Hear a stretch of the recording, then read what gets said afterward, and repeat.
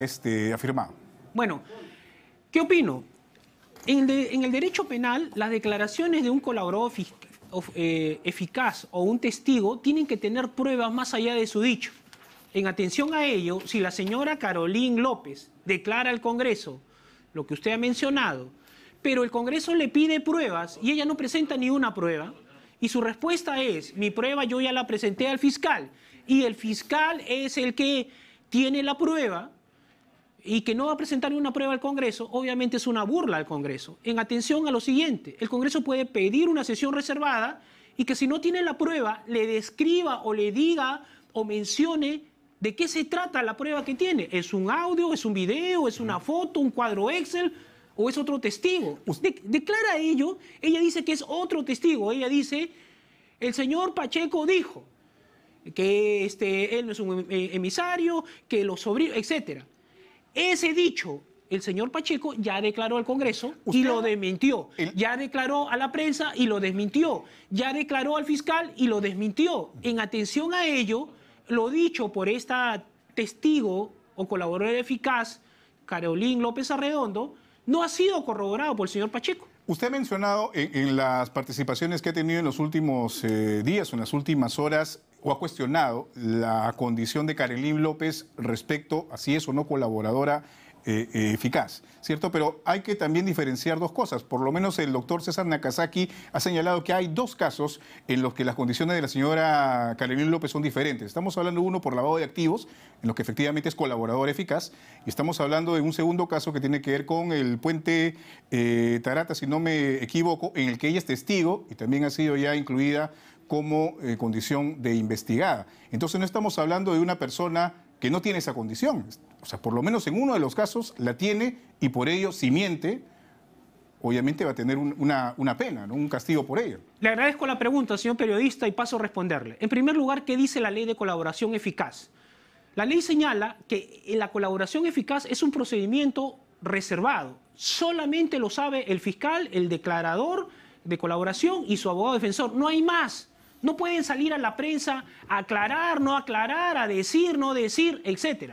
Si usted ve en el programa de ayer, el abogado de esta señora dijo: yo recién voy a pedir autorización al fiscal para que me diga que puedo declarar en colaboración eficaz. Para tenerlo en claro. El caso de colaboración. El fiscal no le puede dar esa autorización, y si se la da, comete el delito de prevaricato, porque la ley es clarísima.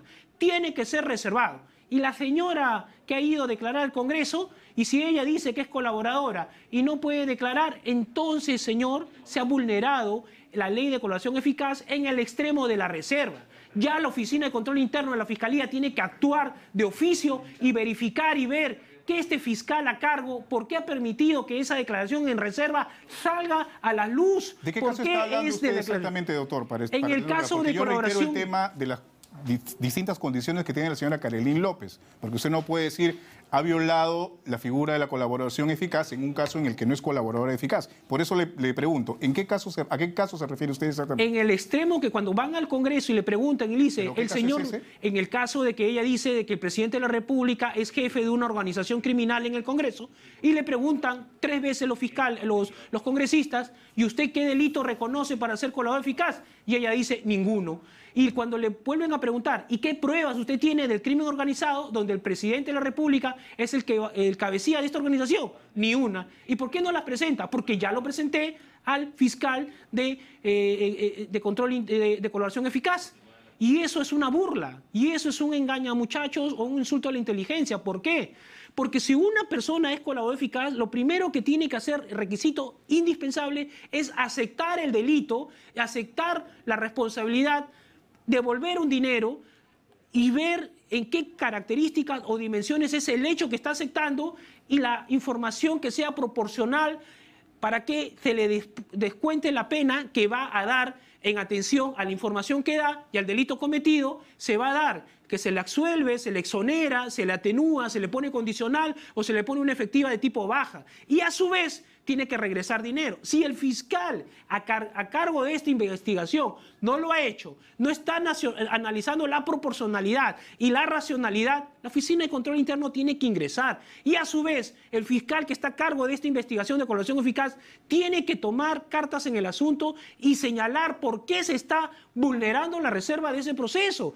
A su vez, se tiene que agregar cómo es que al Congreso de la República se le ha dicho que no se le va a presentar ni una prueba porque esto tiene el nivel de colaboración eficaz. Entonces, ¿ustedes rechazan de plano todo lo que ha dicho Karelyn López? Definitivamente, por una cuestión de forma, de cara a la ley de colaboración eficaz, digamos de fondo, porque es la ilegal. forma ya ese es su, digamos, su argumento. Y de fondo, vamos al hecho. Por ejemplo, se menciona y dice que el presidente de la República es jefe de una organización criminal. ¿Cómo es esa organización criminal? ¿De qué forma, de qué periodo a qué periodo ha trabajado? ¿Dónde está el dinero de esa organización criminal? ¿En qué cuenta está? ¿Tiene el nombre del presidente de la República? Doctor, pero, toda organización digamos tiene que un fin económico. Por la experiencia de los últimos años y el caso Odebrecht y Lavajato, sabemos que las organizaciones criminales no operan pues, en la formalidad. Pues. No va a haber una organización criminal con un banco tal, a nombre de tal persona, donde mes a mes se le da la coima. Eso no va a existir. Señor, por eso se desarrolla un trabajo fiscal y por eso es importante la ayuda, o bueno, la colaboración eficaz en algunos casos, o los testigos, que obviamente tendrán que corroborarse. Pero usted no puede decirnos como argumento que dónde está la cuenta, dónde está el voucher, cuánta es la plata, porque obviamente no funciona así una organización criminal. Mire, más allá de lo que usted me dice, y le agradezco la pregunta, en el caso Odebrecht, por el contrario, lo primero que aparecían eran las cuentas bancarias a nombre de las personas o funcionarios supuestamente bajo que se fue poco a poco, digamos, jalando, pues, ¿no? Vamos al tema. A raíz de las colaboraciones eficaces, precisamente. En los casos o las delaciones, Odebrecht, como se llama ahí en Brasil. En el caso Odebrecht y las delaciones justamente advertían eso. La plata está en tal cuenta, en tal offshore, en tal país, y este es el voucher, esta es la cuenta, vaya usted, viaje a Panamá, a las Islas Caimán, etcétera. Ahí partía. Pero vamos allá. Una organización criminal, ¿cuál es su fin? Económico. Es el dato fundamental, descubrir el dinero. Esta señora, cuando ha ido y ha hablado de la organización criminal, ha hablado de una cantidad de dinero, ha hablado cómo es un depósito, ha hablado dónde está esa supuesta e hipotética, imaginaria cantidad de dinero, ni al fiscal ni al Congreso se ha mencionado. Pero vamos más allá de eso. ¿Cómo es que existe una organización criminal si ella misma dice que no lo conoce al señor presidente? Y luego dice, ¿y quién era el que ejecutaba? El que ejecutaba era el señor ministro Silva. Y cuando le pregunta, ¿usted conoce al ministro Silva? Tampoco conozco al ministro Silva. Entonces, si no conoce a la cabeza, si no conoce al ejecutor, ¿cómo llega a la afirmación de que existe una organización criminal? Agrega y dice, ella es testigo y que Pacheco le dijo. Y Pacheco niega que exista una organización en todas las declaraciones bajo la condición de Bruno Pacheco no va a afirmar tampoco que existe una organización, porque estaría él mismo de alguna manera poniéndose la soga al cuello, pues, ¿no?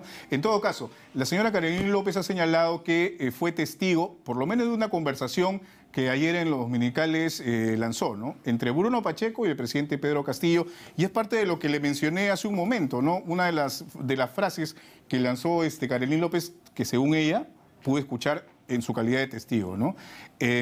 Cuando se puso bajo la lupa la figura de Bruno Pacheco, Pacheco estaba nervioso, según lo que señala López Arredondo, ¿no? Y que en ese contexto hubo una conversación en la que ella pudo escuchar, que Pacheco le reclamaba al presidente que por qué tenía que renunciar él si habían sido las órdenes aparentemente del señor Pedro Castillo y que bueno, que no había otra forma de actuar. Entonces, digamos que ella está en una condición de testigo.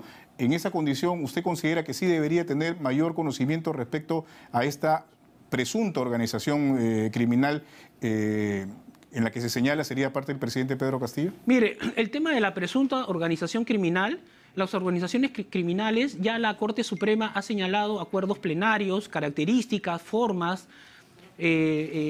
niveles, y qué es lo que se necesita para describir una organización criminal. Nada de esos datos ha dado la señora Karelyn. Lo único que ha dicho, ella ha mencionado que el señor Bruno Pacheco había una pelea y que hubo una discusión entre el señor Pacheco y el señor presidente. El señor Pacheco ya ha declarado y ha desmentido ese tipo de reunión o pelea o encuentro, como quiera llamarse. O sea, ese escenario, según Bruno Pacheco, no existió. Dijo que iba a colaborar con la justicia y ahora se encuentra prófugo de la justicia. Entonces, digamos que no sé, una figura para creerle tampoco es necesariamente así. Al día de hoy, usted tiene razón, pero él ya había declarado al Congreso y había declarado en forma abierta y con señal y fue sometido al contradictorio de todos los congresistas. Y a su vez había dado conferencia de prensa y a su vez había también declarado ante el fiscal. Y nada de eso, de lo que dice la señora Carolyn López, fue confirmado por el señor Bruno Pacheco. Por el contrario, fue desmentido. Ahora, usted, Pero más allá de eso, también hay que agregar otro aspecto más. La señora Carolyn López señala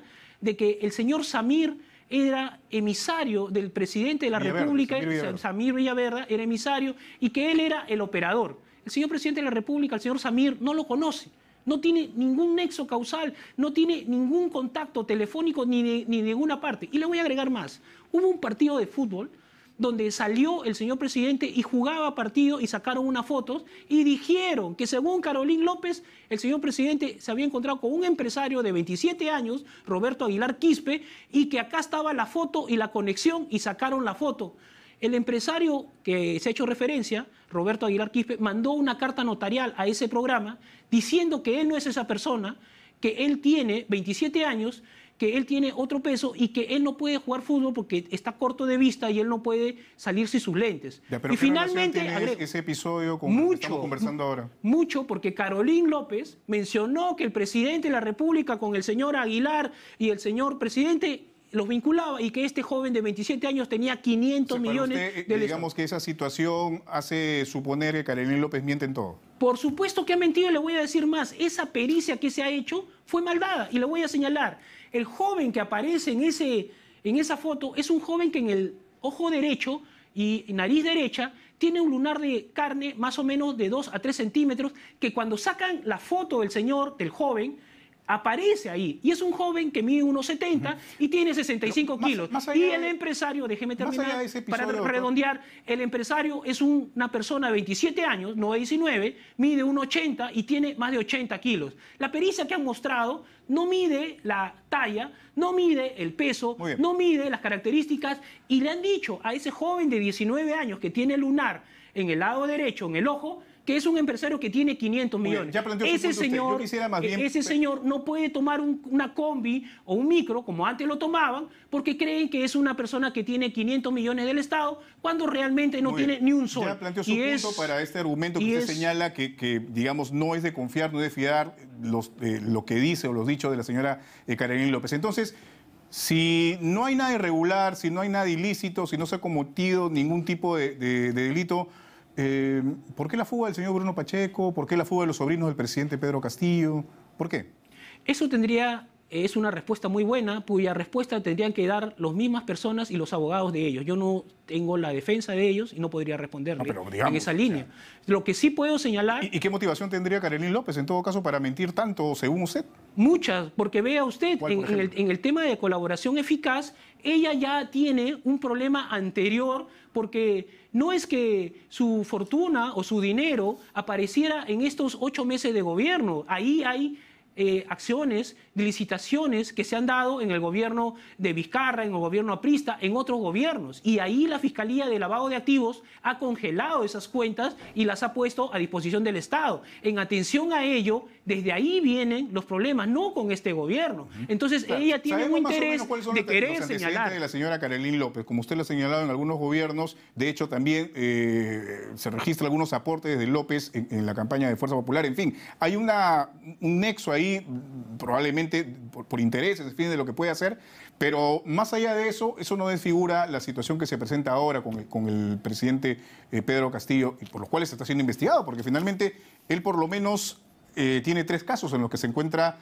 con una investigación suspendida, porque eso es lo que hizo finalmente la Fiscalía de la Nación. Tráfico de influencias y colusión y patrocinio por casos del puente Tarata 3, el caso de los 74 millones de licitaciones de GM Petroleum y también por el caso de ascensos irregulares o presuntos ascensos irregulares en las Fuerzas Armadas. Son 3 los casos en los que se encuentra. O sea, los nexos que haya tenido la señora Carolyn López, digamos que no desfiguran para nada los temas por los que se está investigando en este momento el presidente Pedro Castillo.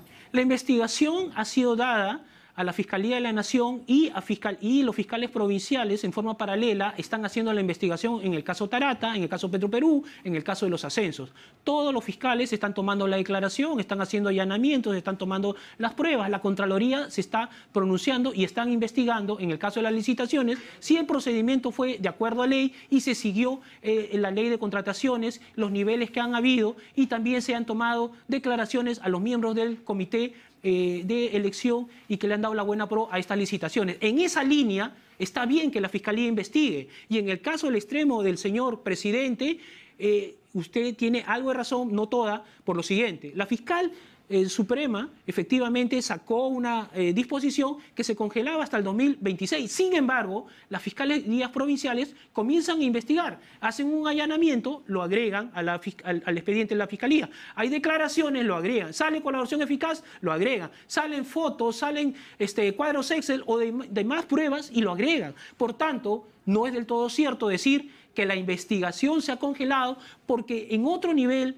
de los fiscales provinciales todas las diligencias se han dado. Es más, cuando usted habla y dice hay un mandato de detención y los sobrinos, Pacheco y unos empresarios ya están detenidos, ahí usted advierte que la investigación continúa y ya está judicializado y lo tiene un fiscal a cargo. Doctor, otro tema que también ha llamado la atención es el tema de la tesis del presidente Pedro Castillo sobre psicología en la educación. Se han detectado más del 50%, más de la mitad de su tesis con una serie de coincidencias que no han sido citadas. O sea, básicamente un plagio, 54%. ¿Tiene usted que decir respecto a eso? Mucho, y le agradezco la pregunta. En primer lugar, esa tesis que han mostrado tiene un sello de la universidad que hace referencia a César Vallejo, y lo que se ha podido ver en el reportaje, no hay ningún sello de la universidad que se hace referencia a César Vallejo. Si usted señala que el dominical ha presentado un documento fraguado, falso... Lo que yo digo es que no tiene los sellos de la universidad. Por otro lado, se menciona y dice que hay un jurado y que este jurado a su vez fue una parte que realizó la asesoría y luego fue un tema de que también fue parte del jurado. Muy bien, si eso es así, ¿acaso los alumnos que van a una universidad responden por el trabajo de los jurados o es la propia universidad que tiene que hacer? Luego se dice... A mí me llamaría la atención que mi asesor de tesis, que puede durar varios meses, al final aparezca sentado en el jurado que me va a evaluar finalmente para mi propia tesis. Bueno, no sería, o sea, yo como alumno diría, bueno, eso es por lo menos me llamaría la atención, un conflicto de intereses. ¿O no le parece a usted que fuera así? Bueno, mire, yo soy catedrático universitario, soy magíster, egresó el doctorado de mi alma mater. ¿De la César Vallejo? Y no soy de la César, soy de la Universidad San Martín de Porres. Y a su vez he sido varias veces jurado en pregrado. En atención a ello, en primer lugar, ese es un tema netamente administrativo que lo responde la universidad. No puede responderlo el alumno. Yo pregunto, cualquiera de ustedes que estamos aquí o los televidentes que nos miran, vamos como alumnos a la universidad, y si el jurado y el exponente o el asesor se sienta al costado de los jurados, etcétera, ¿de quién es el problema? ¿Del alumno o de la universidad? ¿O del presidente del jurado que está ahí? ¿Quién es el que hace las actas? ¿Quién es el que pone los DNI de los miembros del jurado en las actas? ¿El alumno que está exponiendo o el propio presidente o los jefes de administración que levantan y hacen los cuadernos? ¿No tiene ningún tipo, digamos, de participación en este aparente plagio que Señor, se ha presentado? Vamos a ver... Usted está pensionando temas administrativos, no está yendo al fondo del asunto, que es el plagio propiamente, que se ha detectado en primer lugar, lo que se ha visto en el reportaje dominical. En el reportaje dominical, ¿qué se ha visto? Una tesis que no tiene la universidad. Entonces vamos a partir por ahí, que la universidad no ha dado ese documento porque no los tiene los sellos correspondientes. Pero analicemos el fondo. O sea, pero usted subestima el trabajo de la prensa de investigación. Bueno, ya le he dicho... necesariamente puede ser que hayan ido directamente a mesa de partes de la universidad para solicitar la tesis. Bueno, el trabajo de investigación precisamente supone ir un poco más allá, a profundidad, tener fuentes, en fin. O sea, no necesariamente lo que usted señala, de que como no tiene ningún sello de la universidad, no significa que no haya salido por la mesa de partes de la universidad. Pero vamos más allá. Ya le he demostrado que hubo un antecedente de un muchacho que supuestamente tiene 27 años, es ingeniero, que se llama Quispe Aguilar y que ganó 500 millones, que jugó con el presidente, y le he demostrado que la verdadera identidad de esa persona es un joven de 19 que no tiene y que siempre para en combi y en su micro y que cada vez que sale a la calle... Entonces, ese peritaje... No ha plagiado su tesis. Ese peritaje hecho en ese extremo se han equivocado y han hecho una maldad a ese muchacho y al presidente de la República y también al empresario. Porque son personas diferentes y se suplementaron. vamos al caso de la tesis. En el caso de la tesis, han presentado un documento que no tiene sello de la universidad. 1. 2. En el supuesto e hipotético negado, que el asesor que dio las pautas para la asesoría fue y se sentó como jurado y firmó, y hizo en el acta y apareció doblemente su firma. Pregunto, ¿quién hace el acta? ¿El alumno que expone en la tesis o el departamento administrativo más el presidente del jurado? ¿Usted cree que el presidente de la República es una persona distraída para no haberse de repente sorprendido de tener a su asesor de tesis? Y le reitero la pregunta, ¿no le sorprendería a usted tener a su asesor de tesis que pueda acompañarlo durante 6 meses o hasta un año, de repente, en la elaboración del proyecto de tesis, verlo sentado en una mesa como jurado? Mire, ¿Usted cree que el presidente, no sé, o sea, es distraído o inocente? No es un tema del presidente, es un tema de una universidad Claro, donde que es van del unos presidente, que es alumnos. la tesis del presidente, doctor. Señor, pero escúcheme, cuando el presidente, hoy presidente de la República, Pedro Castillo Terrón, hoy lo es, pero el momento en que postuló, no era presidente ni candidato ni tenía la Pero eso idea no cambia de el estar. hecho. No, sí lo cambia porque ¿Por qué no es un cambia? alumno más de la maestría No, que se no, presenta perdóname. a dar un examen de grado y Alumno o sustentar. presidente, el que comete un acto de plagio, pues el hecho está ahí. Pero señor, vamos por partes. Le estoy señalando y estamos hablando primero del asesor. Ahora después vamos a entrar al tema del supuesto e hipotético plagio, que también lo niego. Pero hablemos del asesor que se sienta en el tema del jurado y que supuestamente es jurado y a la vez asesor. Ese hecho, en primer lugar, yo cuando postulé y saqué mi tesis, mi asesor de tesis se sentó al costado y sustentó juntamente conmigo mi tesis. Ya, pero y ¿era no jurado? hubo ese tema. ¿Era jurado? Estaba ahí sentado al costado porque todos se sientan. Y es un tema pero una cosa es que uno sea participante, veedor, observador, en fin, familiar de la persona que está sustentando su tesis ante un jurado. Bueno. Y otra cosa es estar sentado en la mesa del jurado. Ahí veo de que no voy a explicar el procedimiento, cómo es que se sustenta una rapidito, tesis porque de estamos bien maestría. con el tiempo. A ver. Correcto. Los alumnos que postulan y sustentan su tesis son respaldados por el asesor de tesis. En atención a ello, el alumno da su versión y responden al jurado y hay un asesor. Y ese asesor también responde, aclara o apoya las preguntas o respuestas de los que dan y están postulando para obtener el grado de maestro. Entonces, el asesor se sienta juntamente con el jurado. Ahí no hay ningún tipo de desconocimiento o está de acuerdo en contra de la ley. Ahora, 2, que se juntan y se firman y que a su vez era asesor y a su vez era jurado, ahí hay un presidente del jurado y hay unas normas internas de la universidad. Ya le respondí en ese extremo. Ahora vamos a ver en el supuesto e hipotético que se pasó un sistema y que el sistema tenía un 52%, 54% supuesto e hipotético negado de plagio. En primer lugar, la tesis que han presentado no tiene los sellos de la universidad. En segundo lugar, esa tesis pasó un filtro de la universidad y la universidad, después de analizarlo, después de discutirlo, después de sustentarlo y después de debatirlo, aprueba la tesis. O sea, la culpa es de la universidad. No es la culpa de la universidad, sino que hay un procedimiento interno Por eso, cuyo es de la control de calidad lo hace la universidad. Entonces, es de la universidad. Esto sale y la responsabilidad y todo ese procedimiento queda en la universidad. Por eso le digo. O sea, para usted, la responsabilidad de la universidad. Bueno, en un trabajo de tesis, si se detecta un plagio, la responsabilidad es de la universidad, no del alumno. Es que si se detecta un plagio, la universidad te lo regresa. La universidad te dice, señor, usted ha presentado esta tesis, muy bien, vamos a pasarlo al sistema y lo vamos a determinar. Si la universidad... Me llama la atención su argumento respecto a las responsabilidades frente a un plagio, ¿no? Claro, la universidad puede tener una responsabilidad administrativa, como usted señala, y está bien, de no hacer ejercicio de los filtros necesarios.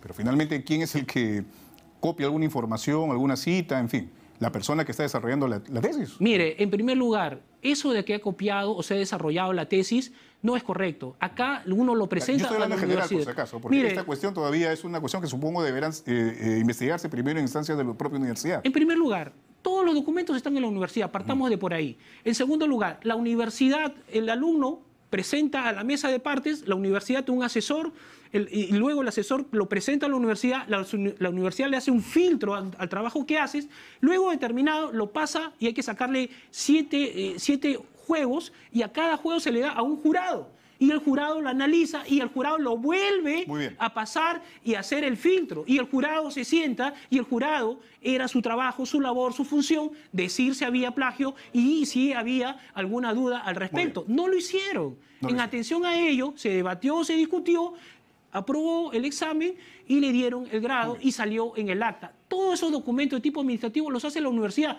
no los hace el alumno. Por tanto, la tesis la hace el alumno. La tesis la hace el alumno y la fundamenta el asesor y se presenta. También lo hace el alumno. Y en el supuesto hipotético que plagiara, los profesores, el asesor, los jurados la califican y la ven. Pero más allá de eso, la propia ente de posgrado lo revisa y lo pasa por el sistema y saca una norma de que no hay un plagio. Doctor. Si ya hay ese filtro y ya le dijeron al alumno ello, por tanto, después de varios años, viene otra institución, lo sacan a la prensa, hay que dejar qué dice la universidad. Perfecto. Partamos de que si es el mismo documento que tiene la universidad. Muy bien. Doctor, se nos ha acabado el tiempo. Muchísimas gracias por haber conversado con nosotros. Solamente para finalizar, en los 3 casos que está viendo la Fiscalía de la Nación del presidente Pedro Castillo, ¿usted lo defiende? En efecto, en todos los casos penales yo soy el abogado penalista. Muy bien, muchísimas gracias. Muy amable por haber estado con nosotros el doctor Eduardo Pachas, abogado de